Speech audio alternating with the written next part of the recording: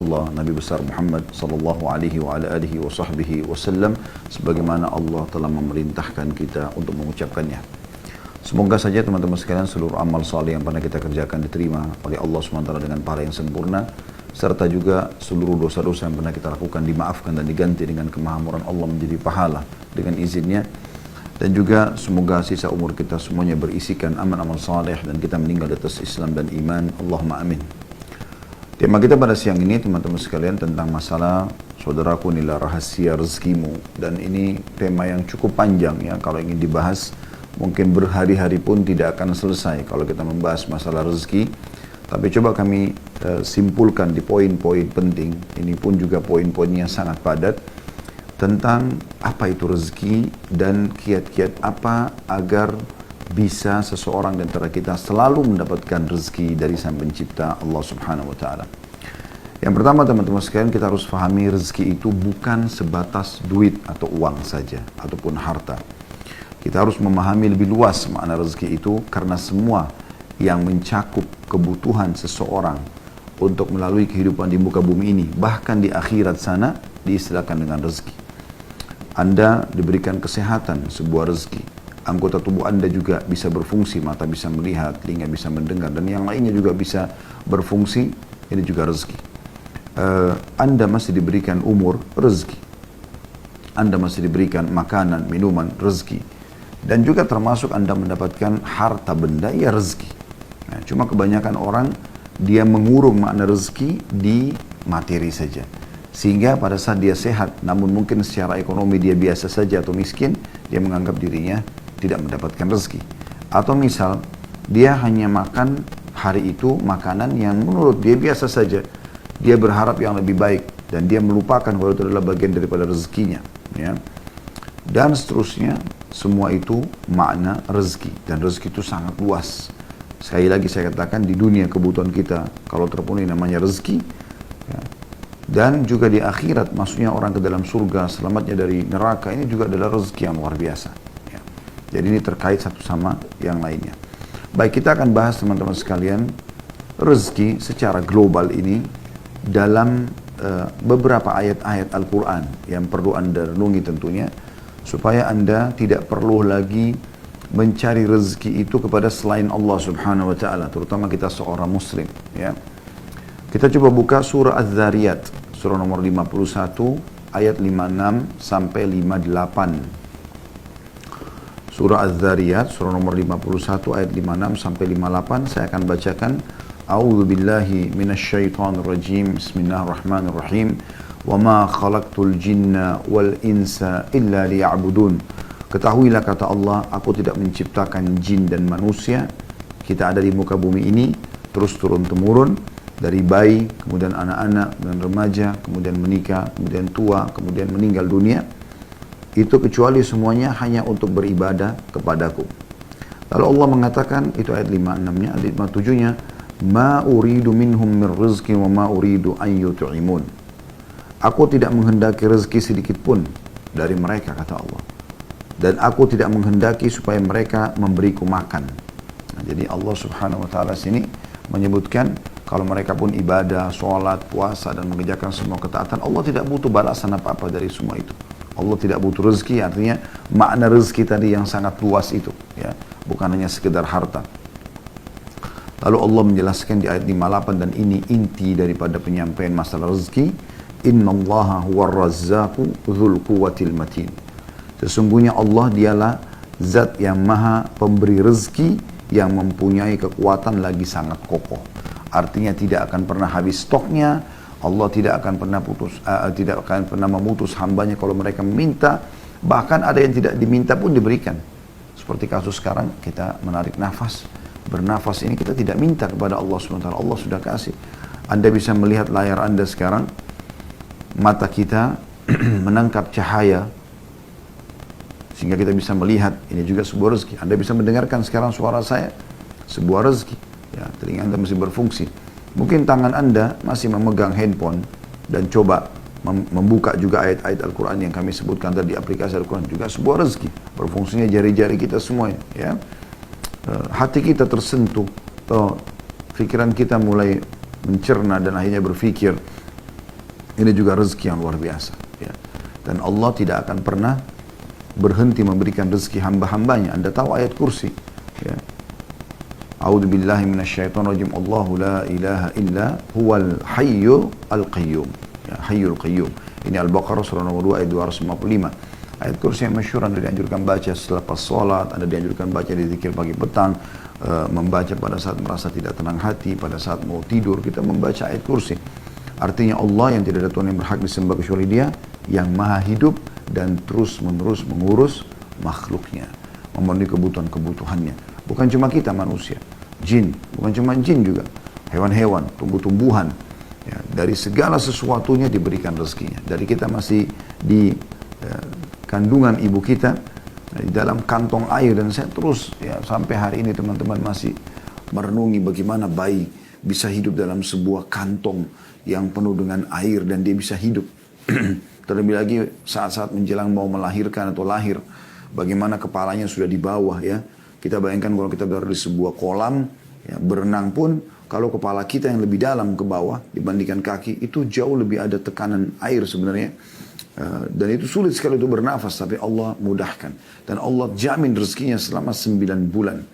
Apapun yang diminum dan dikonsumsi oleh ibunya, dari vitamin, makanan, nutrisi umumnya, maka akan sampai kepada dia saripatinya dengan hikmah Allah subhanahu wa ta'ala. Oleh karena itu teman-teman sekalian, Allah menjamin semua itu. Dan kita harus menyadari masalah ini. Dan dalam masalah ini, teman-teman sekalian, ada sebuah ceramah yang pernah saya dengarkan ya, dari salah satu dosen di Ummul Qura. Beliau bernama Dr. Muhammad, dan beliau mengatakan ada seorang teman, dia bilang menghubungi saya, dia bilang gitu ya, dia menceritakan orang ini butuh modal, butuh melunasi utangnya, intinya dia sangat butuh sekali. Kemudian dia telepon Dr. Muhammad, lalu dia mengatakan, saya butuh sekali rezeki, ajarkan kepada saya doa, mungkin saya bisa baca. Kata Dr. Muhammad, lalu saya teringat tiba-tiba, terlintas pada saat lagi telepon, kita sekilas begitu saja tentang ayat ini. Az-Zariyat 56 sampai 58. Ya. Wa ma khalaqtul jinna wal insa illa liya'budun. Aku tidak ciptakan jin dan manusia kecuali untuk menyembah kepadaku. Ma uridu minhum rizqi wa ma uridu minhum an yut'imun. Aku tidak pernah, kata Allah, mengharapkan balasan rezeki dari mereka dan tidak berharap mereka berikan makan. Innallaha war-razzaqu dzul quwwatil matin. Allah adalah zat yang Razzaq, yang maha pemberi rezeki, tidak pernah habis stoknya, selalu siap setiap saat memberikan siapapun yang memohon kepadanya, bahkan yang tidak memohon pun diberikan ya. Dan mempunyai kekuatan dan sangat kokoh, artinya tidak akan pernah ada yang bisa menolak apapun yang Allah berikan kepada hambanya, tidak ada yang bisa menahan itu. Lalu orang itu, kata Syekh Muhammad, saya ajarkan kepada dia, coba baca dalam doamu, Ya Razzaq dzul quwwatil matin, wahai zat yang pemberi rezeki yang sangat mempunyai kekuatan dan sangat kokoh, berikanlah aku rezeki, urzukni.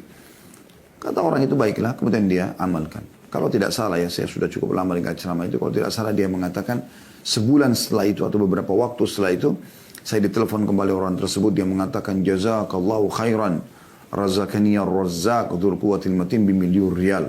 Artinya, semoga Allah membalas Anda dengan kebaikan. Orang itu bilang kepada Dr. Muhammad ya, sesungguhnya aku telah diberi rezeki oleh Razzaq, sifatnya Allah tadi ya dalam Al-Quran, zat yang maha pemberi rezeki, dzul quwwatil matin, yang sangat punya kekuatan dan sangat kokoh. Saya dikaruniai dengan 1 juta rial ya. Ini salah satu yang berhubungan dengan ayat ini saja. Tentu ayat ini tidak, walaupun tidak dihubungkan dengan kisah Dr. Muhammad tadi, siapapun ya bisa mengamalkan dengan diikuti dengan keyakinan.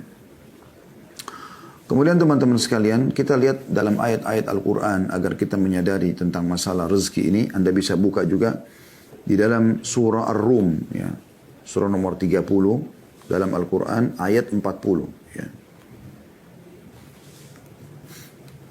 Anda bisa buka di aplikasi supaya bisa baca terjemahnya sekalian ya. Dan kita banyak membaca ayat Al-Quran di sini.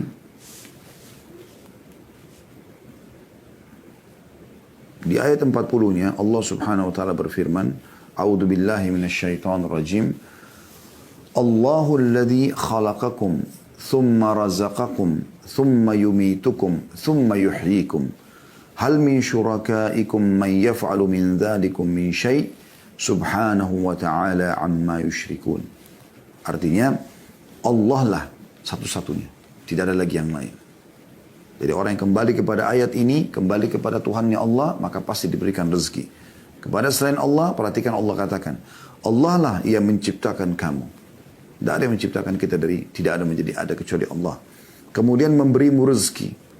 Nafas, cahaya bisa ditangkap oleh mata sehingga bisa memantulkan kembali dan melihat, telinga yang bisa menangkap suara sehingga kita mengerti apa yang sedang ditujukan kepada kita dari ucapan orang di hadapan kita, tangan bisa menjamah, kaki melangkah dan seterusnya. Kemudian mematikanmu, kemudian menghidupkanmu kembali di hari kiamat di mahsyar nanti. Ya, kemudian kita akan menuju kepada kehidupan abadi. Adakah di antara yang kamu sekutukan dengan Allah itu pohon, keramat, jimat, batu dan segala macam ini? Ya. Yang dapat berbuat sesuatu dari demikian itu, maha suci lah dia dan maha tinggi dari apa yang mereka persekutukan itu. Ya, di sini Allah Subhanahu wa taala memastikan dialah yang memberi rezeki, tidak ada yang lain. Jadi percuma minta kepada selain Allah itu tidak ada gunanya. Anda perhatikan juga surah Ghafir, ya. Buka lagi surah Ghafir, surah nomor 40, ya. Atau tepatnya surah Mukmin, ya. Dua namanya ini, ya, surah ini. Di ayat 64. Allah Subhanahu wa taala berfirman, surah Ghafir, surah nomor 40 ayat 64. A'udzu billahi minasyaitonir rajim. Allahul ladzi ja'ala lakumul arda qararan was samaa'a binaa'an wa sawwarakum fa ahsana suwarakum wa razaqakum minat thayyibat. Dzalikumullahu rabbukum fatabarakallahu rabbul alamin. Allah lah yang telah menjadikan bumi bagi kamu tempat menetap. Menghampar sekali. Dan ini tidak mungkin siapapun yang punya sekutu atau Tuhan selain Allah, coba sampaikan kepada dia. Apakah dia yang ciptakan bumi? Ajak ngomong, tanya. Datangkan buktinya. Tidak akan pernah bisa. Apalagi kalau benda-benda mati. Jimat, batu, pohon. Yang jelas-jelas dalam mata manusia tidak mungkin bisa ngomong gitu ya. Allah lah yang telah menjadikan bumi bagi kamu tempat menetap dan langit sebagai atap. Lebih besar lagi langit. Ya. Dan membentuk kamu dan membaguskan rupamu. Alis seperti ini, mata, hidung, bibir, lidah, gigi, tangan, dan segala macam keindahan dalam tubuh manusia dan kesempurnaan yang luar biasa gitu. Serta memberimu atau memberi kamu rezeki dari hal-hal yang baik-baik. Artinya Allah sudah membuat fitrah kita teman-teman sekalian suka dengan yang baik-baik. Misalnya bau wangi, ya, penataan yang rapi, ya. Itu kan fitrah kita suka, ya. Allah berikan dari yang baik-baik dan semua yang thayyibat itu yang baik-baik Allah halalkan, ya. Tapi tentu berhubungan dengan halal, nanti kita jelaskan masalah itu ya dalam beberapa poin kiat menambah rezeki itu. Yang demikian itu adalah Allah Tuhan kalian yang maha agung, Tuhan alam semesta. Jadi Allah terus memperkenalkan dirinya, tidak ada yang memberi rezeki kecuali dia. Jangan pernah minta, jangan pernah bergantung, jangan pernah memohon, ya, kecuali kepada Allah Subhanahu wa ta'ala. Juga Anda bisa lihat dalam surah Qaf, ya, surah nomor 50 dalam Al-Quran, di ayatnya ayat 6 sampai ayat 11, ya. Surah Qaf ayat 6 sampai ayat 11. Allah menyebutkan, A'udzu billahi minasyaitonir rajim. Afalam yanzuru ila as-sama'i fawqahum kaifa banaynaha wa zayyannaha wa ma laha min furuj.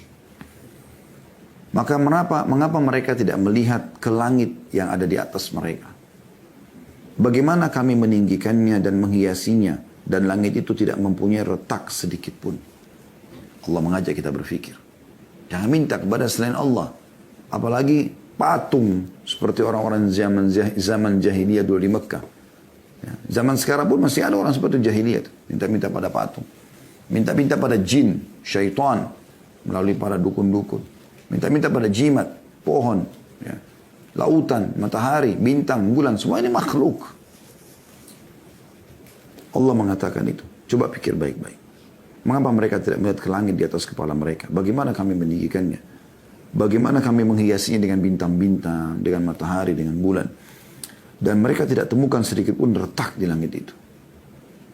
Lalu Allah sebutkan lagi di depan mata kita bumi. Di ayat 7 itu tadi ayat 6-nya. Ayat 7-nya wal arda madadnaha wa alqaina fiha rawasiya wa ambatna fiha min kulli zawjin bahij. Dan kami hamparkan juga bumi itu.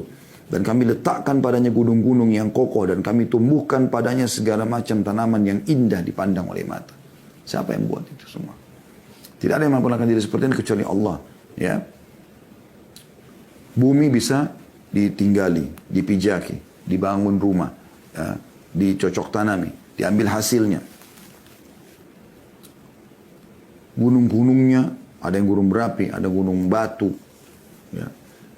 Anda bisa lihat dan macam-macam ada ilmu pengetahuan manusia yang Allah berikan supaya mereka mempelajari semua itu sebagai tanda keajaiban. Dan ujung-ujungnya mereka harusnya kembali, oh berarti penciptanya luar biasa nih. Sampai begini komposisinya, ya, sampai begini ukurannya, sampai begini kekokohannya, lebarnya dan seterusnya. Allah mengatakan, ya, ayat 8-nya, tabsiratan wa dzikra likulli 'abdin munib, untuk menjadi pelajaran dan peringatan bagi tiap-tiap hamba yang kembali mengingat Tuhannya. Mau mengenal Tuhannya, nah kembali kepada itu. Ya. Jadi jangan minta kepada atasan, jangan minta kepada mertua, orang tua, minta kepada Allah. Allah akan menggerakkan mereka untuk memberikan kebutuhan Anda. Kemudian Allah sebutkan di ayat 9-nya, وَنَزَّلْنَا مِنَ السَّمَاءِ مَاءً مُبَارَكًا فَأَنْبَتْنَا بِهِ جَنَّاتٍ وَحَبَّ الْحَصِيدَ. Dan kami turunkan dari langit air yang banyak manfaatnya, hujan. Shower di kamar mandi Anda kira-kira bisa menyala tanpa ada yang menyalakan? Atau mungkin ada shower itu tanpa ada yang memasangnya? Kan tidak mungkin. Itu juga air hujan yang turun dari langit. Bagaimana bisa air hujan turun dengan derasnya, ukurannya, ya kadarnya, kemudian waktunya, berapa lama. Tanpa ada yang mengaturnya. Allah mengatakan, dan kami yang turunkan air dari langit itu. Yang banyak manfaatnya. Lalu kami tumbuhkan dengan air itu pohon-pohon dan biji-biji tanaman, ya, yang diketam. Jadi banyak yang tumbuh, akhirnya bisa buah-buahan, bisa menampung air hujan turun dari langit supaya tidak banjir. Ya, kita tahu ada penghijauan, ada hutan, bagaimana para pemerintah di muka bumi ini juga menjaga, ya, supaya jangan sampai hutan-hutan gundul dan seterusnya. Lalu Allah mengatakan di ayat 10-nya, وَالنَّخْلَ بَاسِقَاتٍ لَهَا تَلْعُنْ نَضِيدَ. Dan pohon kurma, perhatikan baik-baik, yang tinggi-tinggi dan mempunyai mayang yang bersusun-susun. Satu tangkai itu banyak sekali, bisa sampai ratusan butir, ya, bahkan ribuan butir kurma. Ya, itu Allah jadikan sebagai tanda-tanda kebesarannya. Dan di sini Allah berikan gambaran kurma, karena kurma buah dari sekian ratus jenisnya, ada beberapa jenis kurma kering yang bisa bertahan sampai tahunan, ya, tidak rusak. Nah, ya, tidak ada buah mungkin seperti ini. Ini manfaatnya sangat besar buat kesehatan.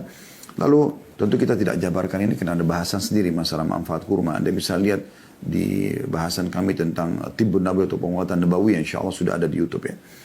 Tapi inti bahasan ayat 11-nya, Allah mengatakan, semua itu rizqan lil ibad wa ahyayna bihi baldatan maitan kadzalikal khuruj.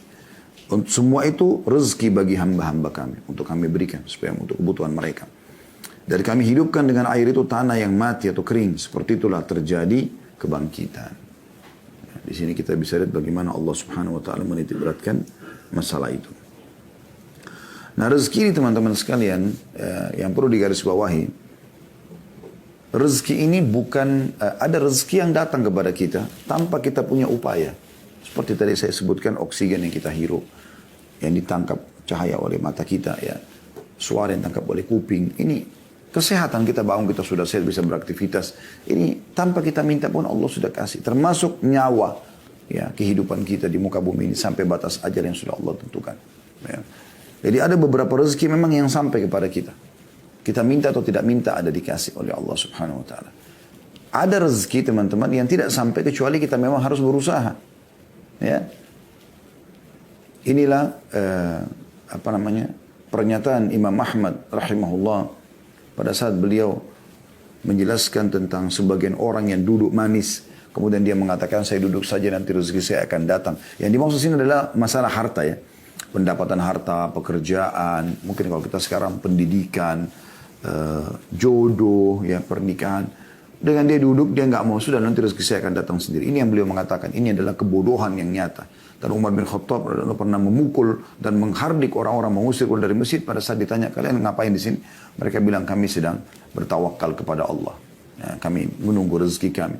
Maka kata Umar, kalian mengatakan menunggu rezeki sementara kalian tahu bahwasanya Allah tidak mencatatkan langit menurunkan atau menghujankan emas dan perak, keluarlah dan cari rezeki di luar sana. Sufyan ats-Tsauri rahimahullah, seorang ulama tabi'in, juga pernah berkata seperti itu kepada orang-orang yang duduk di masjid. Lalu ditanya oleh Sufyan rahimahullah, habis sholat Jumat, kalian ngapain di sini? Masjid Haram duduk. Mereka mengatakan, kami al-mutawakkilun 'ala Allah, kami bertawakal kepada Allah. Udah, kami duduk aja begini, nanti ada rezeki datang ya sudah datang, kalau enggak ya enggak gitu. Maka kata Sufyan tadi, bukan begitu memahaminya. Kan harus keluar cari. Allah suruh kita mencari. Ya, dalam surah Jum'ah kan Allah sebutkan begitu. فَإِذَا قُضِيَتِ الصَّلَاةُ فَانْتَشِرُوا فِي الْأَرْضِ وَابْتَغُوا مِنْ فَضْلِ اللَّهِ. Kalau selesai sholat Jumat, maka menyebarlah kalian di muka bumi, lalu cari rezeki itu. Suruh cari, ya.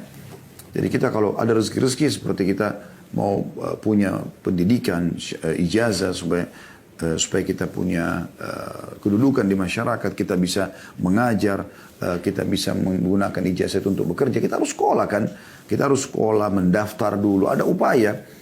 Kemudian kita ikut kuliah atau kita ikut sekolah, kemudian kita lulus dengan nilai yang bagus dan seterusnya yang berhubungan dengan masalah itu. Begitu juga Anda mau bekerja, tidak bisa Anda duduk di rumah lalu nanti pekerjaan datang sendiri. Tidak, Anda harus keluar. Begitu juga dengan jodoh, Anda menikah dulu saya, nanti jodoh saya datang sendiri. Nggak bisa, Anda harus ikhtiar.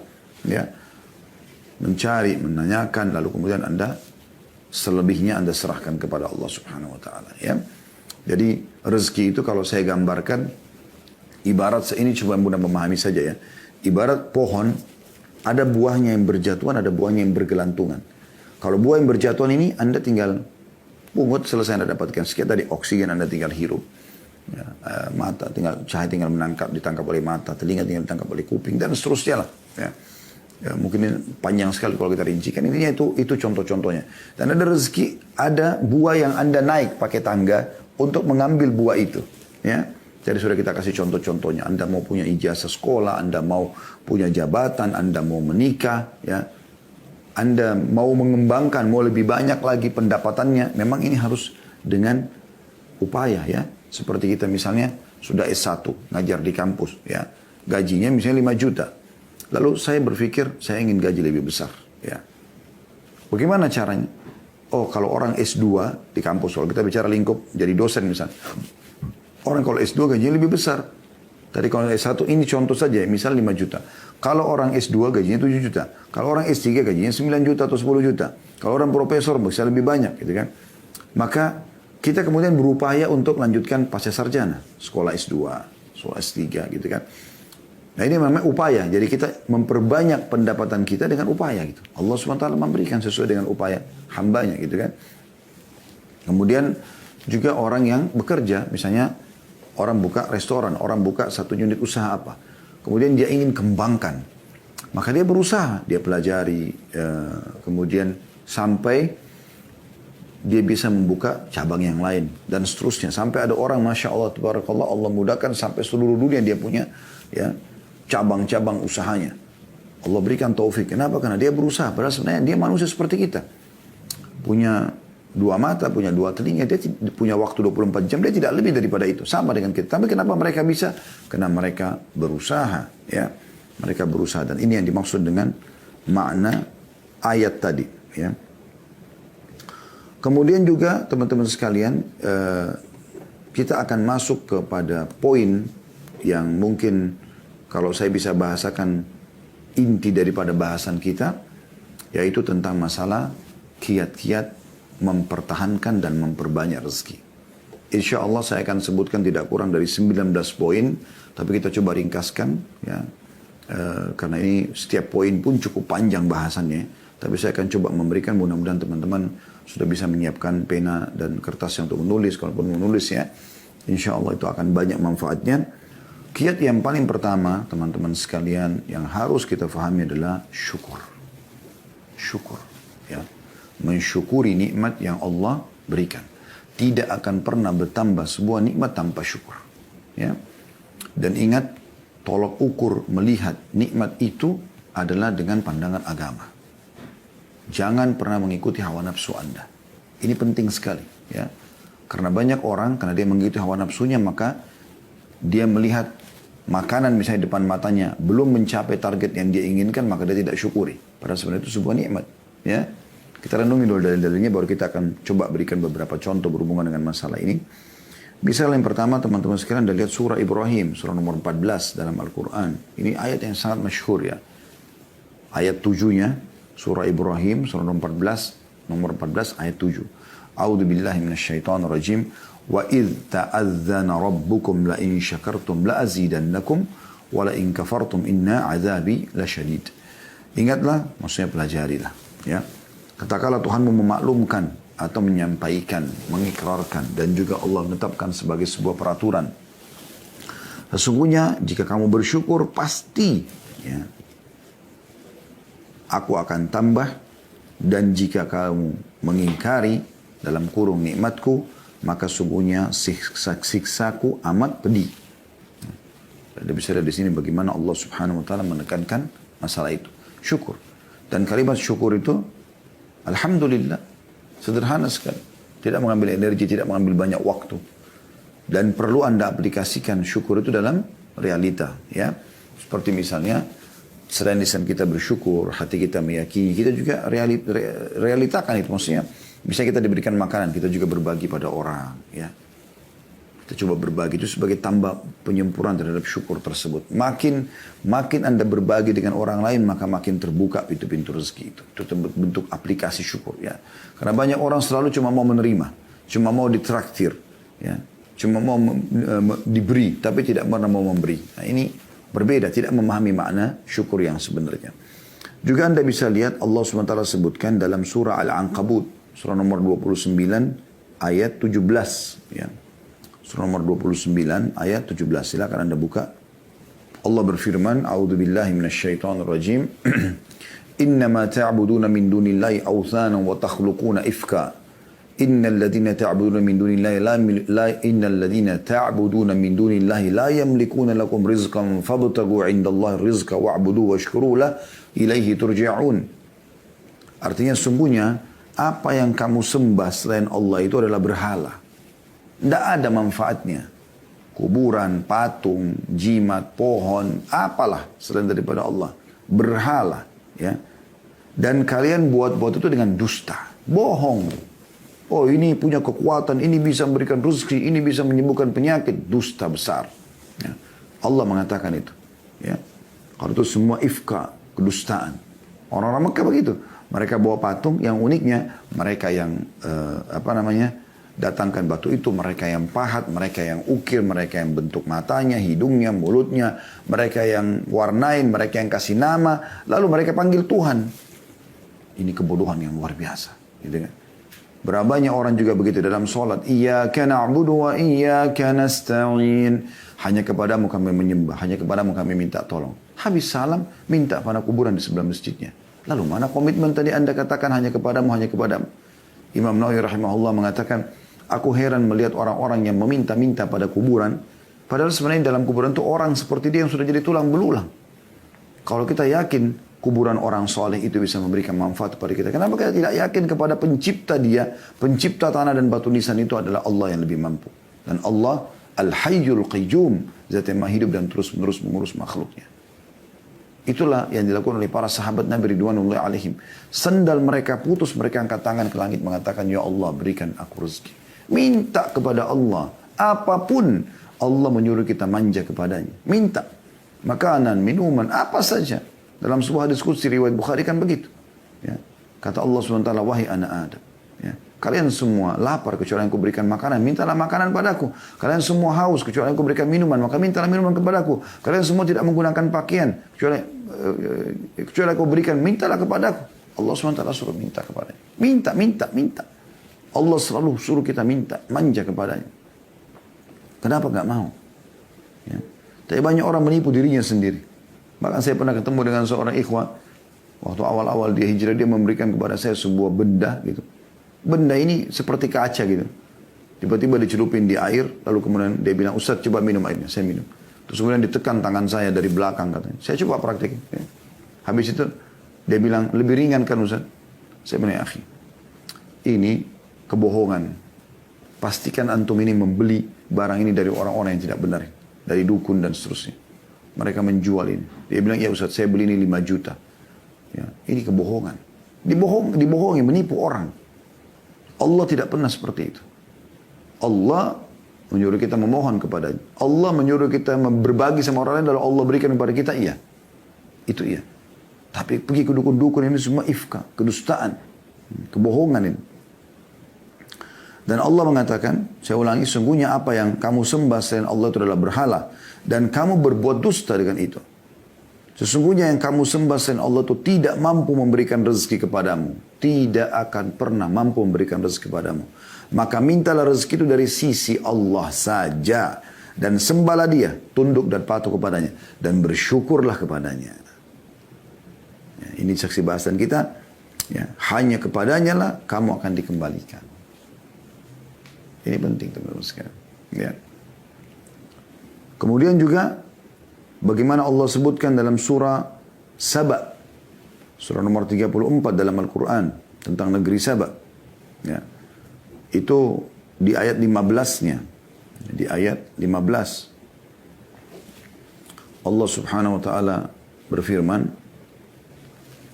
Laqad kana li saba'in fi maskanihim ayah. Jannatani an yamini wa shimal. Kulu min rizki rabbikum washkuru lah. Baldatun tayyibatun wa rabbun ghafur.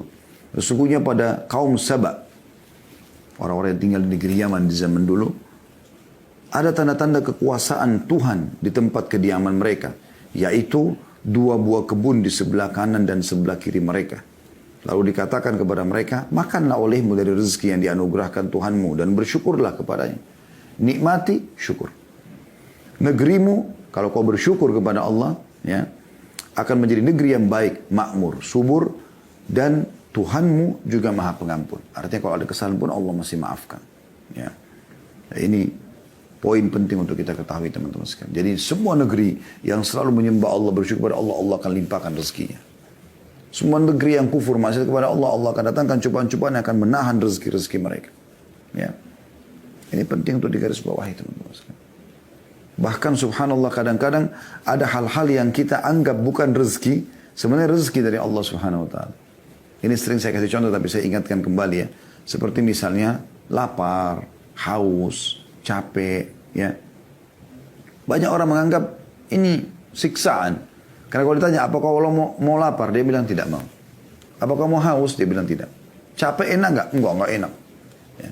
Padahal sebenarnya lapar itu teman-teman adalah rezeki dari Allah agar kita bisa merasakan nikmatnya makanan. Ya. Coba kalau Anda kenyang, Anda tidak tahu harus mau makan, Anda tidak tahu nikmatnya makanan itu. Anda cuma tahu, ya sudah, makan saja. Ya. Apa yang mau makan, mau manis, asam, pedas, oke, kita pilih. Tapi kalau orang lapar teman-teman, dia tahu bagaimana nikmatnya makanan itu. Ya. Begitu juga dengan orang haus, dia tahu nikmatnya dahaga itu, dia tahu nikmatnya minum. Begitu juga dengan capek. Anda kalau dari pagi sampai malam tidur terus, kemudian malam disuruh tidur lagi, mungkin Anda tidak bisa tidur. Tapi kalau dari pagi sampai malam Anda bekerja, Anda capek sekali. Dan malam Anda istirahat walaupun cuma 2-3 jam, nikmatnya luar biasa.